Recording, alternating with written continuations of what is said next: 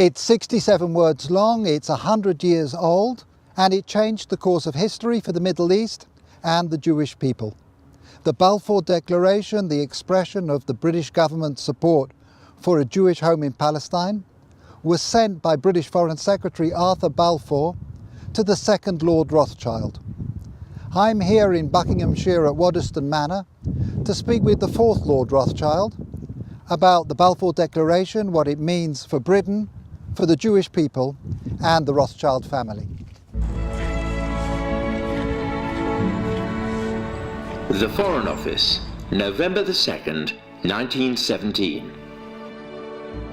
Dear Lord Rothschild, I have much pleasure in conveying to you, on behalf of His Majesty's Government, the following declaration of sympathy with Jewish Zionist aspirations, which has been submitted to and approved by the Cabinet.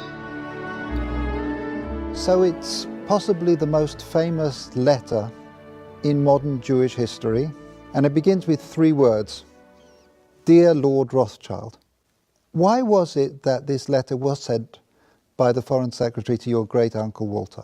It's an interesting question because he was really interested in ornithology, although he became interested in Zionism. I think the reason was this, that it was primarily a movement from Eastern Europe, but they didn't clarify who was in charge of that movement.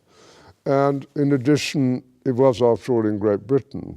So they felt that the Rothschild family should be the one to whom it was addressed.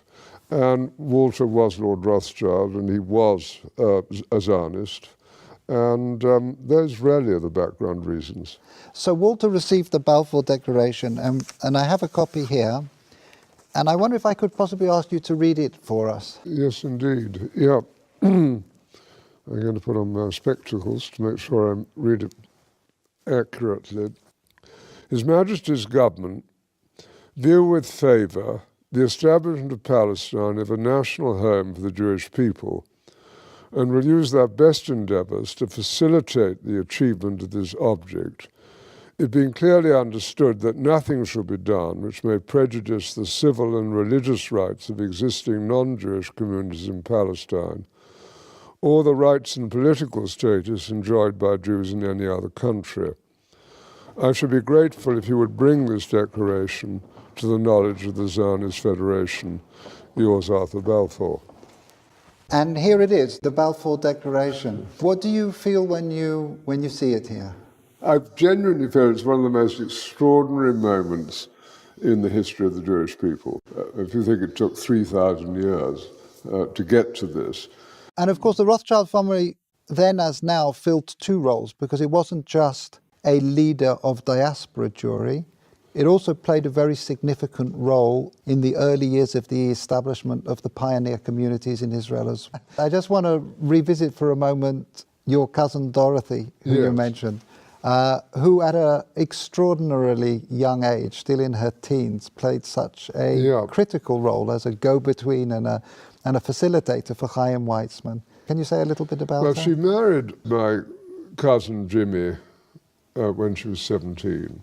So this is your cousin Dorothy, Dolly. Yep, Mrs. James de Rothschild. And from her teenage years onwards, she was a major supporter of Israel, wasn't she? Major supporter. I mean, she worshipped her husband, who'd been deeply committed, son of Baron Edmore. It was due to him, I think, that she became interested. But once she became interested, she became passionately interested. After his death, she became even more committed. She just wanted to carry out his wishes and what he cared deeply about.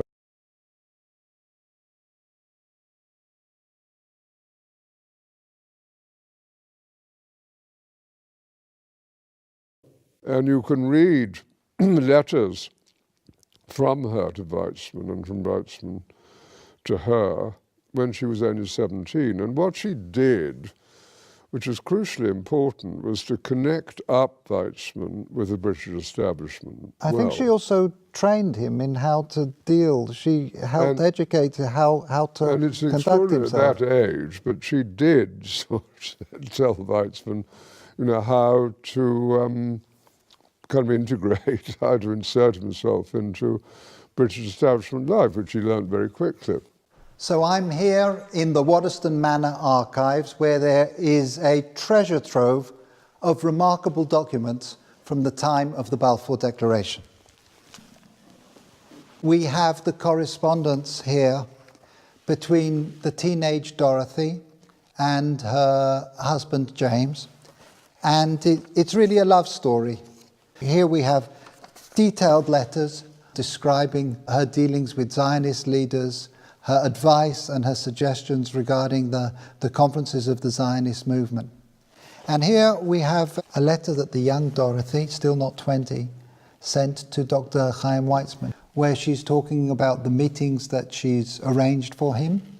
And as we've heard, she was helpful in training and preparing him to enter into the highest echelons of British society to advance the cause of the Zionist movement. She was an important character.